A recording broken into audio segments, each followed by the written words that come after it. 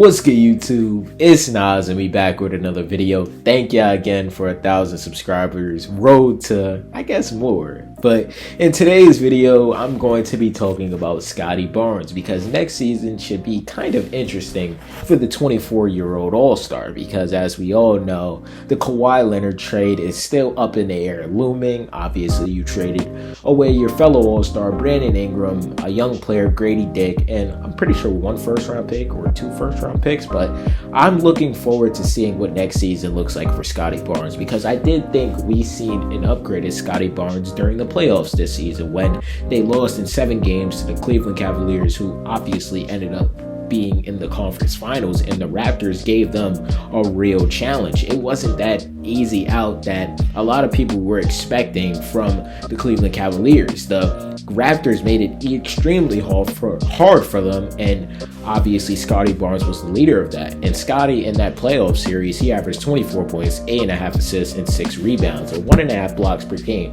being the best defender on the court and being the best offensive player on the court for the Toronto Raptors. So you have to look at that, and you have to look at potentially bringing in Kawhi Leonard, which I do expect that trade to be finalized, and you look at Scottie Barnes taking a back seat and finally having a real number 1 option next to him in Kawhi Leonard, which Brandon Ingram couldn't be last season because of his inconsistencies. So when you look at that and you just say, like, the future is so bright for Scottie Barnes. The former Rookie of the Year before this season, he had a disappointing season. I talked about it, how I expected more out of Scottie Barnes, and he responded with an All-Star appearance. He responded with being the best player on the Raptors last season. He responded to leading the Raptors back to the playoffs finally since the Kyle Lowry days. So that should just tell you a lot about Scottie Barnes last season. And the numbers really don't stand out because the numbers really do seem like they are the same from a year before. Even the points per game is lower, but you could just notice the impact. When you watch Scottie Barnes last season, you just notice his attention to detail on the basketball court, and you can't ignore that. And last season, Scottie Barnes, since I was already talking about his averages, last season, Scottie averaged 18 points, 7.5 rebounds, and 6 assists, shooting 50.5% from the field and 30.5% from the 3. His efficiency has been the highest it's ever been. His highest efficiency season in the NBA came last season, so that should just show you his role. And when he wasn't the primary number 1 guy, with obviously Brandon Ingram taking the most shots and being clearly the best offensive talented player on that team. So you're looking at that, and you're looking at potentially bringing in a Kawhi Leonard who is coming off, in my opinion, his best career season from the regular season point of view, and a motivated Kawhi Leonard at that because he didn't make the playoffs last season. It should be actually interesting because I do think the Raptors aren't too far off of the Eastern Conference standings or the competition level, I feel like, because I feel like we're just assuming that the Knicks and the Sixers are just going to be on top because obviously the Sixers went out there and got LeBron and Jaylen Brown, and then obviously we know the New York Knicks are defending NBA champions. But I do think sometimes we do ignore I guess I'm not going to call Toronto a little market because at the same time it's Canada, but I feel like we ignore the Raptors. At some point, we have to acknowledge them. Even last season, when they had their great season, we still tried to disrespect them and tried to say that we don't want them in a play-in, and they obviously proved that. RJ Barrett had a pretty decent year, but RJ Barrett is going to get to learn off of Kawhi Leonard also. So you have to look at that and look at how many players or how this team is going to look with actually Kawhi Leonard at the sense of the helm being the number 1 option. Obviously, you're getting Emmanuel Quickly back, your starting point guard, to be finally healthy, or you get an asset for him during the trade deadline. But overall, the Raptors' future is kind of bright, and I do think the NBA world doesn't acknowledge that as such, and it's kind of shocking because them being a top 5 seed, I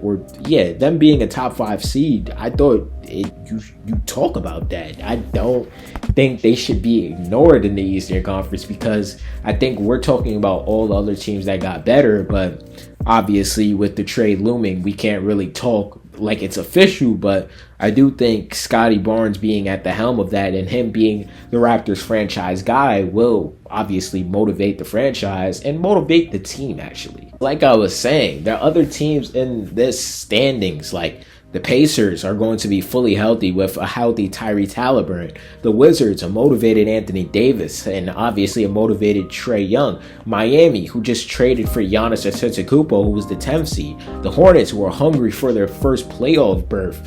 The Orlando Magic, coming off of disappointing 3-1 loss, or even blowing that 3-1 lead. They fired their whole head coach. They have a whole new head coach, and they're going to be running a whole different system. Hopefully their offense becomes better. Obviously the Sixers, I already talked about them. The Atlanta Hawks, who geared up their defense. They traded away their #1 overall pick from 2024 2024 to get better. So I don't really know how you stand on that. And then obviously you have the Cavs, who beat you last season, didn't really make any roster inputs, but you were an injured team, and the Cavs didn't get really better. So you have to hope that this team with Kawhi Leonard and them being fully healthy, you can beat that Cavs team, because you almost beat them while you were injured and missing your true #1 option. With Scottie Barnes being a whole playoff riser, you can't ignore that. And Scottie Barnes, in my opinion, is one of the best defenders on the planet, and it's kind of crazy to me that he didn't finish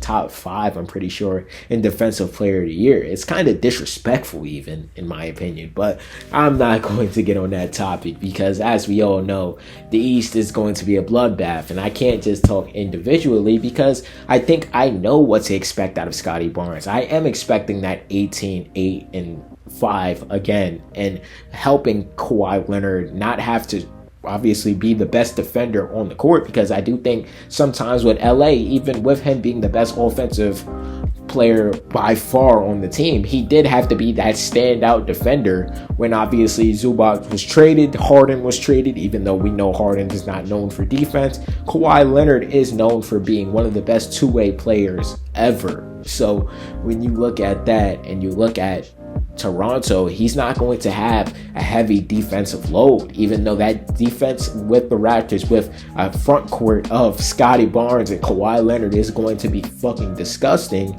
You don't have to obviously rely on Kawhi Leonard's perimeter defense to guard your best player, because we all know Scottie Barnes is so capable of that. That's why this Scottie Barnes and Kawhi Leonard duo could possibly be one of the best duos, if not the best duo, depending on how Scottie Barnes looks on the offensive end, because I do think during the playoffs he unlocked something that I didn't see out of regular season Scottie Barnes, or even a confident Scottie Barnes in his 3-point shot and his mid-range. Like, he knew the Cavs couldn't stop him actually. Even with Evan Mobley and Jared Allen in the paint, he was just moving them like they were some little boys. So I think when you look at Scottie Barnes, you see the potential still being there, and obviously you would want Scottie Barnes to develop a consistent jumper, because him being this effective and only shooting 30% from the 3, and this being his highest percentage from the 3-point line since 23-24, but he only played 60 games.